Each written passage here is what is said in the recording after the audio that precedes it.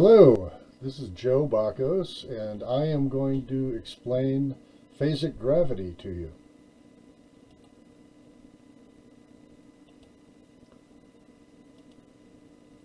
The basic idea is that if we use the Earth and the Sun as an example, so you can see here, this is a schematic oversimplification. All of this I guess we would say is a grotesque oversimplification. But the idea is that you have a lot of different cyclic motions in the electron cloud of the Sun and the Earth. And just to show the effect, I'm showing the Sun and the Earth at the same size, which is ridiculous. But as I said, it's a gross oversimplification. So anyways, you have all these different cyclic motions in the electron cloud of both bodies, going every which direction, all kinds of different orientations. And it's my contention that you would only need an extremely small amount of them to be somewhat aligned with the same frequency and same phase in order to account for gravity. For the simple reason that the electromagnetic force is many orders of magnitude greater than what is supposed to be the gravitational force. And so gravity, in fact, is a relic of electromagnetic radiation. But to continue, let us suppose here on the Sun, we take this one cyclic motion in red here, and we posit that it's interacting with this one cyclic motion in red on the Earth that is similar. When I say similar, I mean having approximately the same frequency and approximately the same phase. The amplitude doesn't really matter for these two to line up. But so we're assuming these two are lined up. And then we're going to posit that there's several other partners. I highlighted these just to show the idea clearly. But we're going to suppose we have a total of 4 different pairs. So 4 sets of partners like this that are oscillating approximately same frequency, approximately same phase. So if we go to graph that, here with the S sub 1 would be the first oscillation on the Sun, S sub 2 the second, third, fourth, etc. So we've got 4 different oscillations that are being depicted here on the Sun. And realize, of course, as I keep emphasizing over and over, it's a gross simplification. In fact, there would be trillions upon trillions upon trillions of oscillations like this. So, kind of showing the principle with 4 is kind of ridiculously simple, but that's what makes the principle clear. Now here on the Earth, I am going to kind of duplicate those oscillations. These oscillations on the Earth are partnering up, so to speak, with those oscillations on the Sun. And at the bottom here in green, I have put the sum of the effect of all of those. As I stated in my paper, the force law is more complicated than this, but I've dispensed, for simplification again, I've dispensed with all the constants and worrying about the distance, worrying about the length of the wire, all those kinds of things, just to concentrate on the sinusoidal form and kind of neglect all the other stuff just to get the point across. And so here we have the sum of the effect of all 4 pairs of partners, and that will equal the force. And so here we have a picture of it being constant. Well, I should say relatively constant. Obviously, it's going up and down a lot, but over time, it's relatively constant. The Sun, I'll leave all these the same, and let's start by, well, actually, let me close this. Okay, and then just show you the all of the motions on the Sun. So as you can see, all of these motions, and what is depicted here is their force potential as received at the Earth. Okay, in other words, what is the Earth feeling from the sun over time? On the horizontal axis is time, and on the vertical axis is the magnitude of the force potential. Okay, so what is the Earth feeling from the sun? And you can see that it's very scattered, very random, and in fact, it would be kind of undetectable. It would just come across as noise. And so basically, the Earth would be kind of feeling nothing in terms of a force. However, if we start adding in all of the cycles from the Earth, well, of course, immediately it just gets more complicated. Okay. Oh, that's the sum of them all. I don't want that one.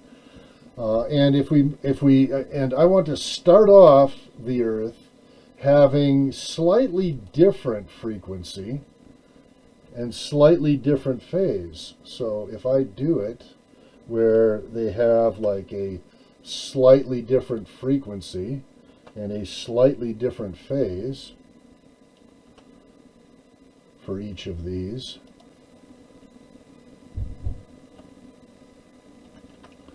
okay, so there they all are with slightly different frequency, slightly different phase.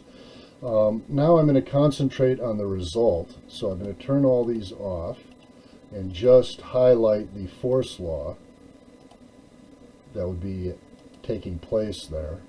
And then this would be the sum. Now, before I go any further and show what happens when the frequencies and phases start to align, let's just look at it like before they're aligned, where you've got sort of this random interaction.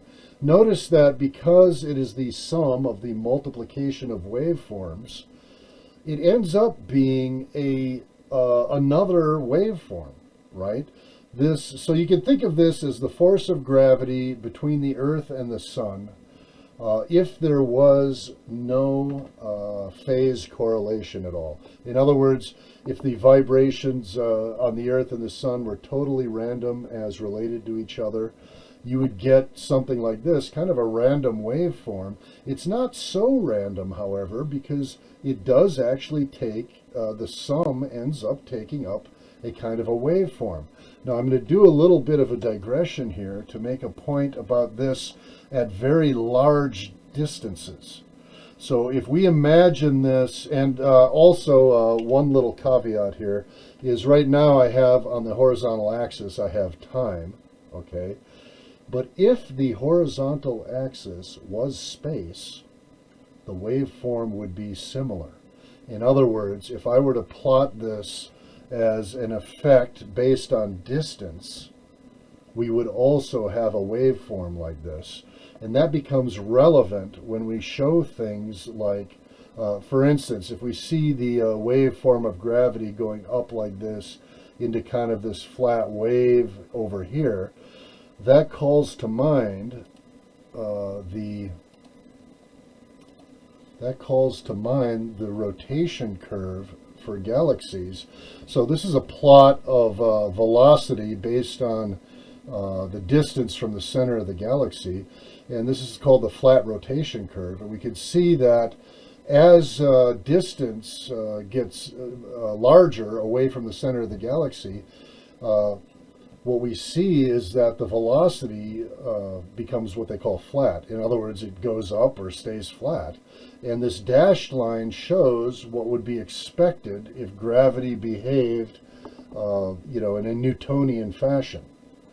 And so what I'm saying is that it is quite possible that this waveform, when expanded out to very large distances, this waveform might be responsible for the flat rotation curve. And then there is cosmological expansion to consider. With cosmological expansion, we have the galaxies all accelerating away from each other, and that may possibly be due to the bottom of this waveform where gravity is negative. That means that gravity at those distances would be repulsive. And so we may be seeing that at the intergalactic level, like the level of distance between galactic clusters, it might be that gravity is repulsive, which would explain cosmological expansion.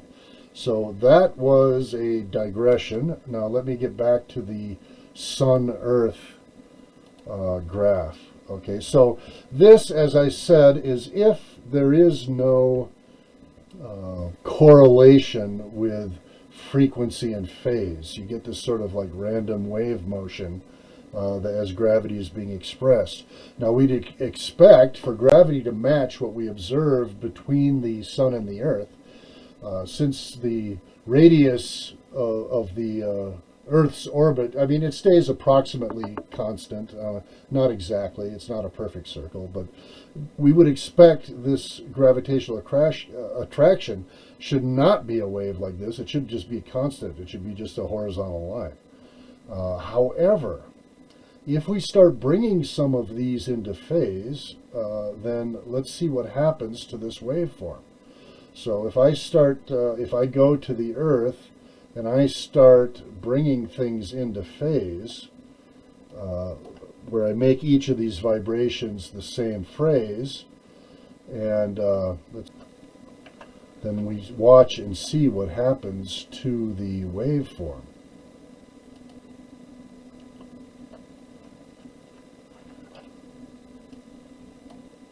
So I'm going to each of the each of the waves on the Earth and making them the same frequency and phase as those from the Sun.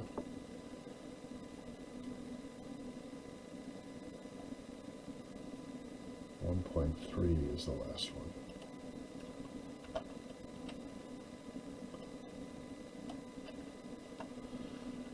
And then we look what happens to projected gravity.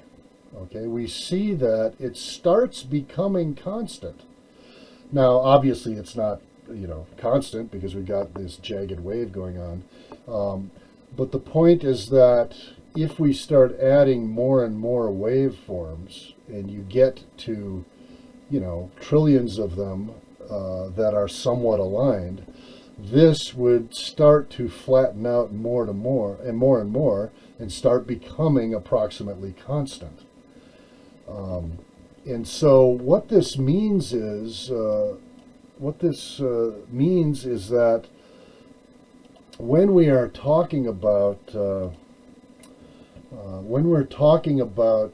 Oumuamua coming from as an interstellar visitor, it means that it had not been acclimated to the Sun's gravity signature yet.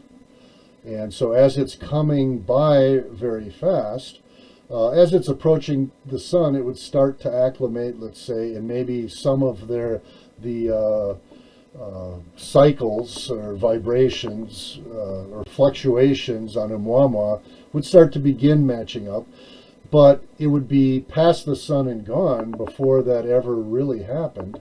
And so it would mean that gravity would operate slightly different on Oumuamua because it was an interstellar visitor. And so that means that every star system or galaxy or cluster or the intergalactic space in different places, each place would have its own distinctive signature, and it may be a misrepresentation to try to force all of that into one simple equation, a gravitational force law, such as the Newtonian or else general relativity, when in fact each scale in each locale kind of has its own force law. I mean, there's certain similarities where the force decreases with distance.